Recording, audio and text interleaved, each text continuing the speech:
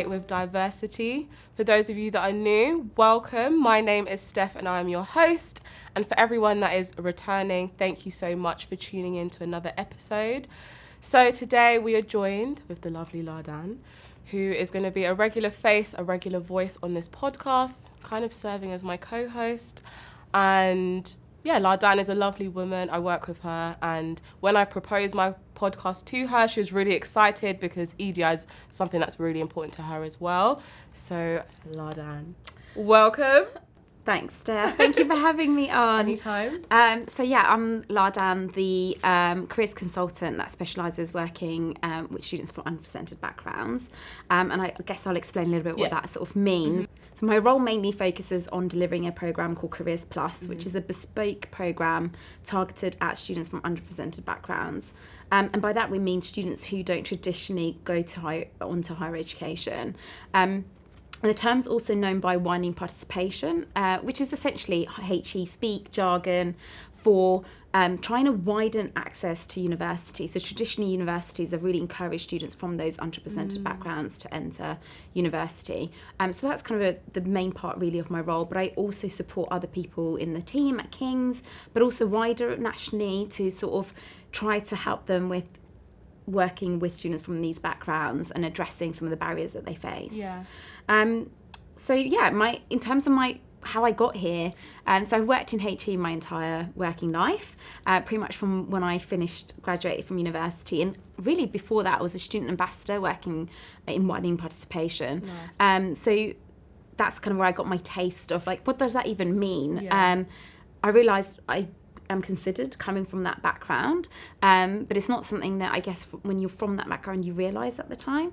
So I did a lot of outreach in colleges, in schools to try to kind of myth bust what is university, what is higher education, and is it right path to take sort of thing. So as I said, I'm considered sort of widening participation or underrepresented, but I do find that I find it complicated to think about it because we talk about intersectionality a lot. So we have all these sort of facets to our character, being a woman, being a person of colour. My parents are, they immigrated here. They had to flee their country and resettle in a brand new place. But at the same time, they were highly educated. And they ran businesses, so I didn't always need I had always had financial support. But it's, it definitely have that sort of lived experience of coming from a very diverse background. That's a bit about me, really. It's really interesting that you spoke about barriers because this is something that a lot of people are faced with, especially if you are from a diverse background, and a big element of that is structural inequality, and it's again something that we always hear about, but actually a lot of people don't really know what it is. The dictionary definition of structural inequality states that it is a system of privilege that creates conditions where one group of people have an unequal status over other groups of people. This is systematically rooted in the normal operations of social institutions such as education, employment, lawmaking, and healthcare. Now, with healthcare, this is something that is scary for me because Black women are 5 times more likely to die in childbirth, for example, and I don't have children yet. So it's very scary to think that in the future, if I actually voice my pain or voice any concerns I have, that actually I won't be taken seriously. And some people listening or watching might be thinking, wait, Steph, where's that come from? It's come from history, that's where it's come from. So from way back in slavery, people always like to say it was a long time ago. It wasn't. But from when slavery kind of started, Black people were seen as almost subhuman and that we didn't feel pain. And this is a narrative that's been carried on into modern society. So when we do go to the doctors, which actually is not that often because, again, we know that we won't be listened to. But when we do go to the doctors or the hospital, we're always told, oh, no, you're fine. Just, take some paracetamol, take some ibuprofen. But that's not going to solve my issue. So structural inequalities is in everything. And these are issues that wouldn't affect, I guess, the majority in this country. So they think, oh no, it's fine, it's not a thing, but it is a thing. And it's really important to bring light to these issues so that hopefully people can just sympathise more and try to reverse the effects that history has given us. I'm someone that loves TED Talks, and I watched one the other day. It's quite an old one, but it was by Michael Kimmel, I believe his name is. And it was more focused on gender inequality and why it would actually benefit men to kind of allow women to have equal opportunities. But he said that he was part of a focus group, and he asked the participants a very simple question. He said, when you look in the mirror, what do you see? So there was a white woman that says, oh, I see a woman. But then there was a black woman, and she replied saying, I see a black woman. And the white woman kind of turned to her and thought, wait, we're the same though. Like, why do you need to say black? And the black woman said, what you kind of fail to realize is that we both operate in a system that is actually to your benefit. So when you walk around the world, you don't acknowledge your race because it's not something that people outline to you. It's not something that's held against you a lot of the time. But when I walk through the door, when I leave my house, my race is constantly brought up, whether that's me going to work, whether that's me complaining about something. It's always, oh, but she's an angry black woman. Like, they always have to highlight her race. Structural inequality isn't simply just a man versus woman thing, but actually when you have other characteristics, whether that's race, social class, religion, you come from a migrant family, all of these kind of contribute to the barriers that you are faced with in your careers and just in life in general. Yeah, absolutely. And I think this is definitely something that follows through also in the world of work and what people from underrepresented backgrounds and that have all these sort of characteristics that they can face. So some of the things that we have seen is that there are kind of significant structural and, like we said, intersectional inequalities present in the labour market, which students then graduate into. And that's sort of what part of our role here is to try to sort of support students from to kind of when they experience that, how to manage that and so on. For example, people of colour are less likely to get called for interviews based on their names than white people. And the effect is particularly pronounced for Black Britons and those of Pakistani origin. There are, of course, other structural inequalities, which include differences in the amounts of time students can actually spend doing research on their careers, as well as sort of accessing what we, career boosting networks, or even having the confidence to network.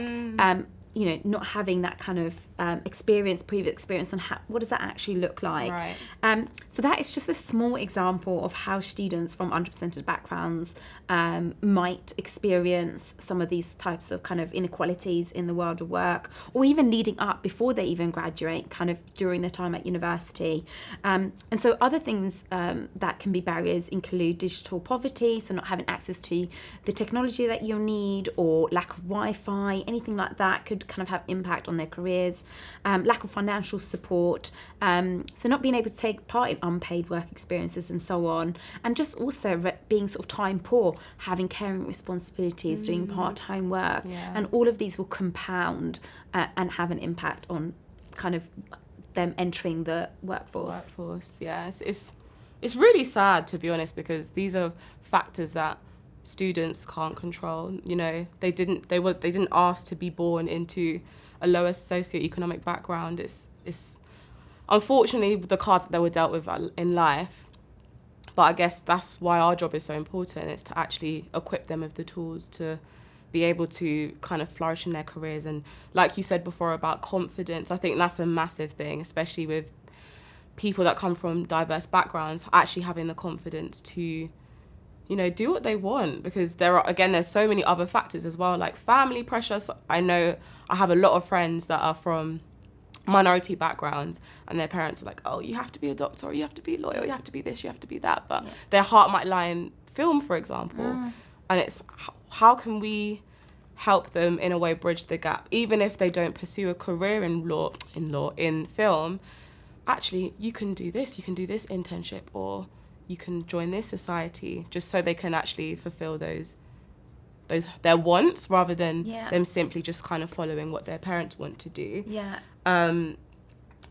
Something else that I found really interesting is that as much as 50% of people that are in leadership positions in pretty much any profession. So it could be politics, it could be law, it could be film, music, the arts.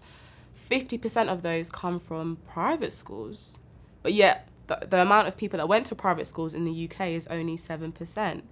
So again, I think it's insane. It's actually insane because, again, they didn't choose to be born into that life of privilege. I'm not saying that's a bad thing. Like, I'm sure we would all want that life for our children, but unfortunately we can't all provide that for them. But actually, people from lower socioeconomic backgrounds have so much to offer the world, because arguably they are the people on the ground. They're doing all the groundwork. They kind of see life not for what it is, but they've seen the struggle, right? So if you, I don't know, if you're a leader in business and you're trying to sell this particular product, actually, if you had someone from that background as a manager or as a C-suite leader, they would actually provide you with the real insight into what people want and what people need. Because if you're trying to cater to a particular type of person or a particular group of people, if you're not from that background, you can't really relate. No. Especially if you don't actually try to relate. Like, do you go out? Do you speak to them? And actually, the circles that they roll in. And I think that's a really good point, actually, because it's not just about benefiting. If we try to address these barriers, it's not just about benefiting the people who are from these backgrounds. It's actually, like you said, is allowing businesses to employ people who have got a different perspective and are going to come out with amazing ideas. And there's examples of that happening all the time. So I think that's a really good point, actually, that it's, you know, it's a benefit above all else if we're talking from a business perspective, as well from a moral and ethical perspective. So I think that's a really good point. And actually, I think your point about it being out the control of the students, again, that's a really good point. A lot of these structural inequalities are things that we can't control. We can definitely try to impact and advocate, and I truly believe that as a society, if we sort of come together, these are things that we can address. But as an individual, if you're facing these barriers, it can feel really kind of demoralizing. But it's important to know that it's not you, it's the system. It is the system. It's how it's been brought. So same thing, we talk about kind of the culture of companies and not fitting in, and it's like, again, it's not just you, it's the way that it's been set up. It's those structural things that have been put in place for hundreds of years. So it's like not on an individual level. And so that's what makes it a little bit more, I guess, complex, the issue, makes it a little bit more difficult to kind of, how do we address these? And certainly as a careers, or in my role, I have to think about what can I try to address and support people on, but also give them the confidence and realise actually it's essentially, it's not you. It's you know, it's society, but we can always try to advocate and help. And actually this narrative as well of all you have to do is work hard. I don't know if you've seen recently, Kim Kardashian did I haven't actually like seen the whole clip. I've just seen her say what she said. So I'm not entirely sure whether it was an interview or whether it was like promotion for the new show. I think it might have been promotion for their new show. Which they said they were cancelling, but I don't know. I don't get them. But she was saying how, you know, you just need to work hard, like people don't work hard enough. And actually, I think that was a very tone-deaf comment, because you've come from a life of privilege. Of course, I'm not saying that if you come from that life, you still don't have to work hard, because of course, you know, there's going to be a limit to the support you'll get from your parents. But actually, your dad was, I think he was a millionaire actually. He was a lawyer. He was a lawyer. He had a lot of money. So you've never had to struggle. And actually, you just turned a bad situation into something. Absolutely. You know? It's honestly one of my pet peeves when people say you just have to work hard. And sometimes that even comes from successful people who have themselves come from those sort of backgrounds or characteristics. Again, really good point, because that's not what it is. It's not, yes, there's a degree of work hard at what you do, but actually you don't have a control if your name is a name that comes up on a CV and they don't even give you an interview. Then it doesn't matter how hard you worked if they're not going to give you that interview. Or you walk into the room and they sort of kind of go, oh, okay, not what I was expecting, and then they don't give you the job. Again, doesn't matter how hard you're working. So absolutely, one of my real kind of irritations when people say you just have to work hard, because it really just is not that simple. And if we pretend that it is, then we're not able to identify what is causing these structural inequalities and how do we go about addressing them.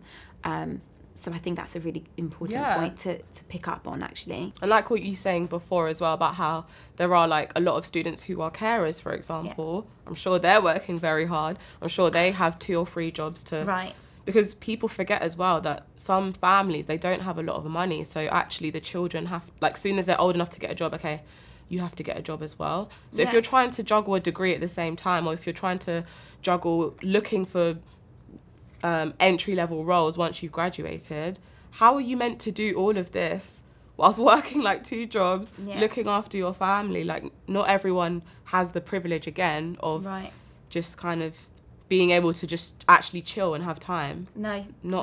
So it's just, I don't know, I think the world's going mad. I just think you can't, that's why I don't really listen to rich people that much. Unless you've, like what you said, you touched on before about if you've actually come from that background and you've made it, then actually what you're saying, I'll actually kind of ingest it a bit more. But if you've been born into money and you're telling people to work hard, it's like, I mean, you're making makeup products from China. I'm sure the factory workers are not, I'm sure they're working hard for their, you know, $2 an hour, working 14-hour days. Like, you can't just say work hard and you'll be fine. Thinking about all those points, here at King's, we are really working hard as a career service to really think about our practices. How can we be more inclusive?